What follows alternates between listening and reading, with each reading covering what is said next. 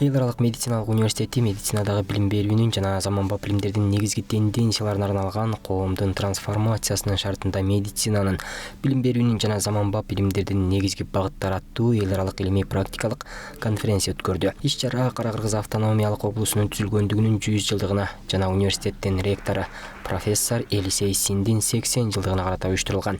Жыйынга Кыргызстандын медициналык окуу жайларынын жетекчилери Орусия, АКШ, Азербайжан, Индия, Пакистан, Казакстан жана Түркиянын белгилүү окумуштуулары катышып, илимий талкуулар болду. Жалпы 150дөн ашык докладдар келип түшүп, замандын талабына жараша илимдин багыттары менен бирге жаңы методдорду колдонуу боюнча пикирлер айтылды. Медицинага эмне жетишпейт деп айтыш кыйын, анткени заман өзгөрүп атат. Заманга жараша бардык илимдин багыттары дагы трансформация болуп атат. Мына как раз ушул бүгүнкү конференцияда ошонун алкагында талкуу болот.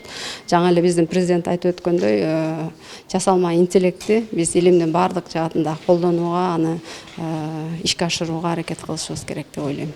Катышуучулар өздөрүнүн илимий изилдөөлөрүн жана докладдарын айтуу менен бирге медицинанын билим берүүнүн актуалдуу маселелерин жана заманбап илим жетишкендиктерин талкуулашып, өлкөдөгү негизги жана ишке аша турган маселелерге да токтолушту. Алардын бири телемедицинаны өнүктүрүү болсо, дагы бири чөп дарыларды илимий негизде карап чыгуу сунушталды.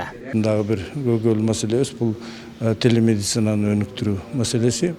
Телемедицинаны өнүктүрүү биздин как раз шартта, биздин региондо абдан актуалдуу керектүү нерсе. Себеби көп айылдарыбыз орто неден айтканда борборубуздан алыс болуп, медициналык жардамга муктаж болгон кезде, чукул медициналык жардамга муктаж болгон кезде, ошону кантип колдонуу боюнча дагы сөз болуп атат.